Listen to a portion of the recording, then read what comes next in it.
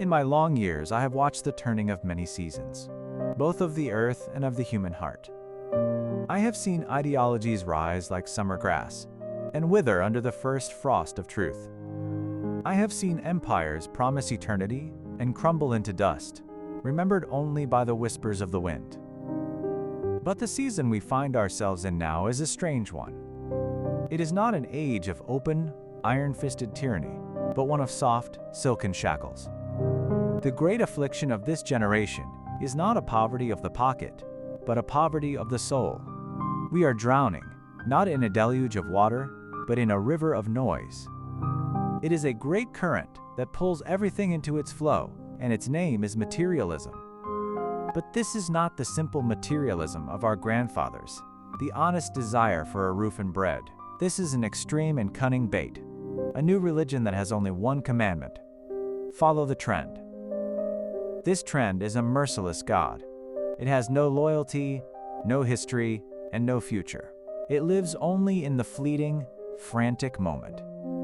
It demands constant attention and promises ultimate fulfillment, but it is a promise built on a lie.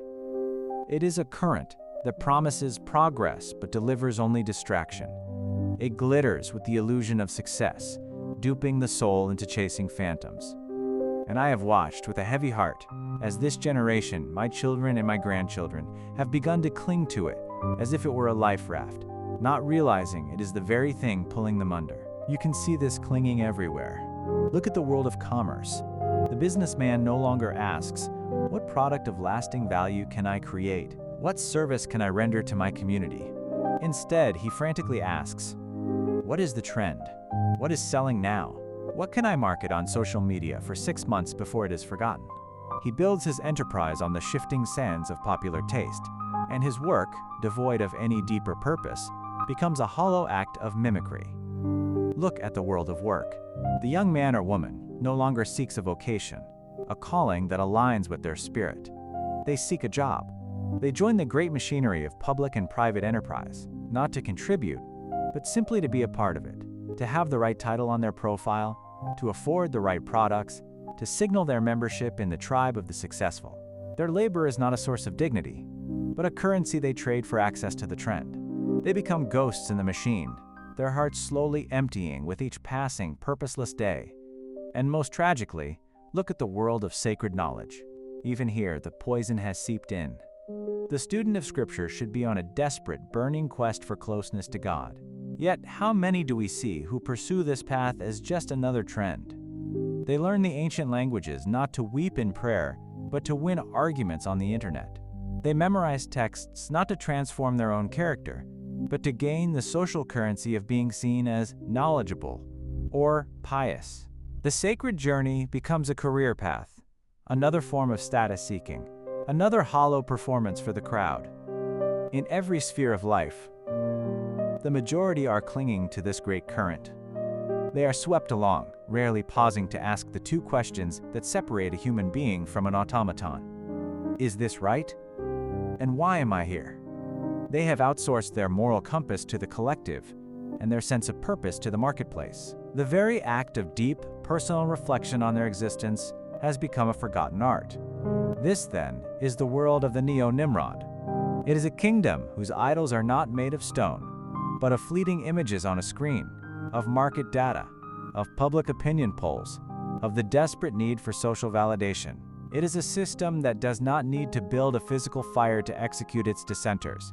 It simply makes the current so strong that anyone who tries to stand still is drowned in obscurity, ridicule, and irrelevance.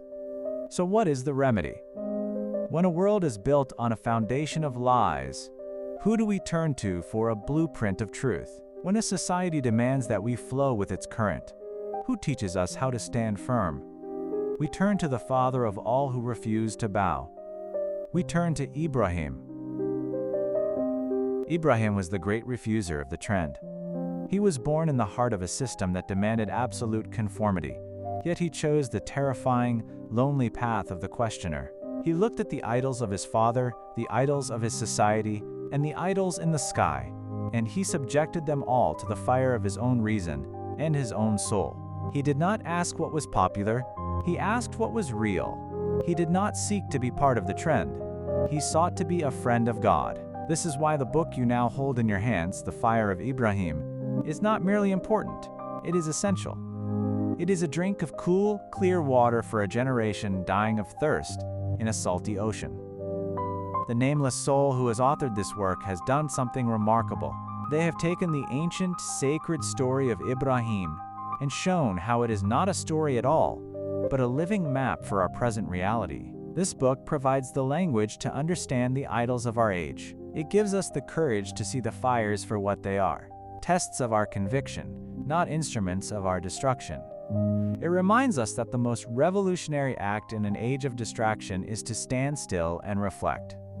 The most courageous act in an age of conformity is to ask a forbidden question. And the most powerful act in an age of materialism is to declare that your heart is not for sale. The author has placed a spark in your hands.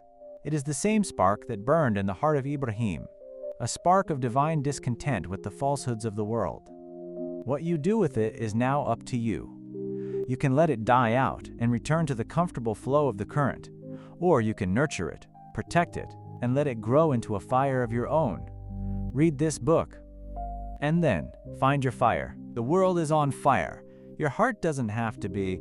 Discover the secret of Prophet Ibrahim, the divine coolness found within the flame. The Fire of Ibrahim is your guide to transforming the chaos of the age into a garden of inner peace. A must-read for the modern seeker. Available now, worldwide. Find it on Amazon, Kobo, Barnes & Noble, and more.